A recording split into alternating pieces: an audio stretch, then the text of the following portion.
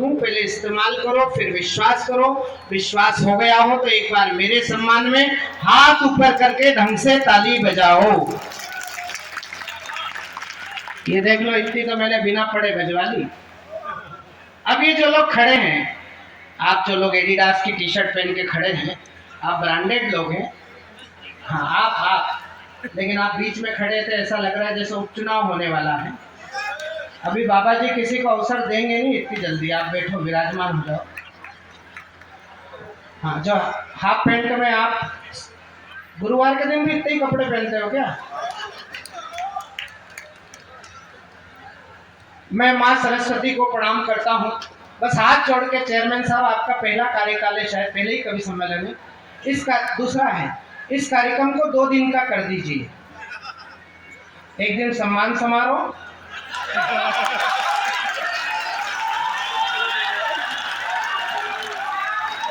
और इन नेताओं के भाषण, और दूसरे दिन कवि सम्मेलन। एक तो इतना सुंदर विधायक मैंने बहुत दिनों के बाद देखा, और मुझे आप पता पड़ा, प्रमोद हमारे भैया ने बताया कि उनकी परसों शादी है। तो मैंने कहा आज क्यों करा, परसों ही कर लेते तो दोनों काम हो जाते, हम भी शादी में हिस्सा लेते। लेकिन आप चिंता मत करना, आपकी टक्कर का आदमी हम भी लाए हैं। जितना खूबसूरत नीचे उतना ही खूबसूरत ऊपर है। अरुण जेमिनी, ये हमारे पुरुषों के ऐश्वर्या राय है। लगता है आपको कि 60 से ऊपर का आइटम है? ऐसा लग रहा है जैसे इनके बाद 2 दिन बाद इनकी बारात भी निकलने वाली है। लेकिन आपके लोकप्रिय विधायक और आदरणीय मिश्रा जी का तो क्या तेजस्वी भाषण हुआ। मेरे को लग रहा है बड़ी तैयारी चल रही है उनकी संगठन में। भले ही वो अध्यक्ष है क्षेत्रीय, लेकिन जैसा हमारे संचालक जी ने कहा, अगली बार बड़ी जिम्मेदारी से आएंगे। लेकिन इसको सच में 2 दिन का करिए, तो इसमें आपको भी आनंद आएगा, हमको भी आनंद आएगा। मैं इस काव्य यात्रा को शुरू करने की अनुमति चाहता हूँ। कवियों का परिचय इसलिए नहीं कराऊंगा कि हर कवि अपना परिचय स्वयं देगा, और गोला कोकरनाथ कवि सम्मेलन और कवियों के लिए कोई नया क्षेत्र नहीं है। मैं तीसरी चौथी बार इस नगरी में आ रहा हूँ। देश का बड़ा कवि तभी कहलाता है जो गोला कोकरनाथ आता है, यहीं से सर्टिफिकेट मिलता है कवि होने का।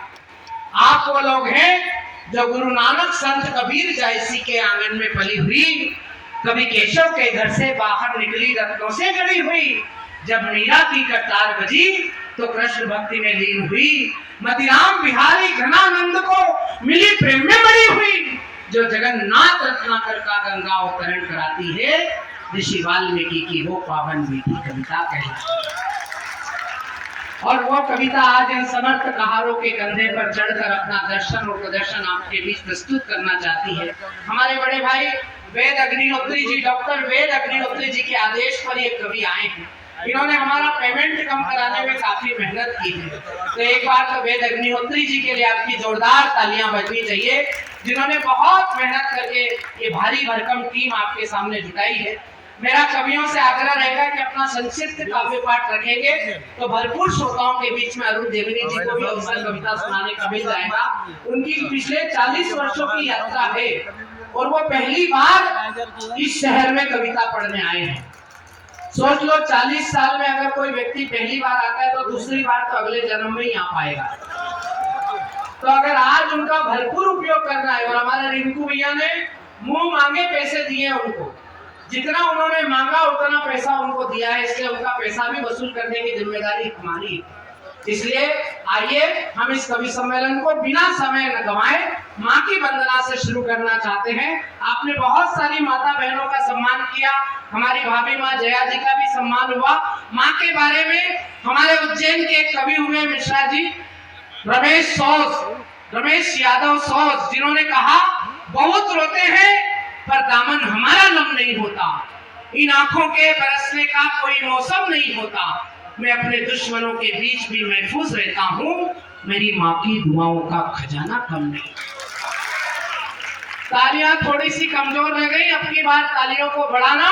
मेरे जितने छोटे भाई इस कवि सम्मेलन को सुनने आए हैं, मैं उनसे केवल एक निवेदन करना चाहता हूँ, कोई बड़ी परीक्षा देने जाओ, कोई बड़ा अनुबंध करने जाओ, कोई बड़ा राजनीतिक निर्णय करने जाओ, कोई पुरोहित न मिले मुहूर्त निकालने के लिए, तो मंगल नसीम हमारे बड़े शायर हैं, बड़े गीतकार हैं, दिल्ली में रहते हैं। उन्होंने 2 पंक्तियां लिखी हैं। आपकी तालियां गोला कोकड़नाथ तीर्थ क्षेत्र से उठकर दिल्ली में उनकी थपकी की तरह उनकी तकिया तक पहुंचे। उन्होंने कहा कि क्या सीरत क्या सूरत है, मां ममता की मूरत है। पांव छुए और काम हुआ।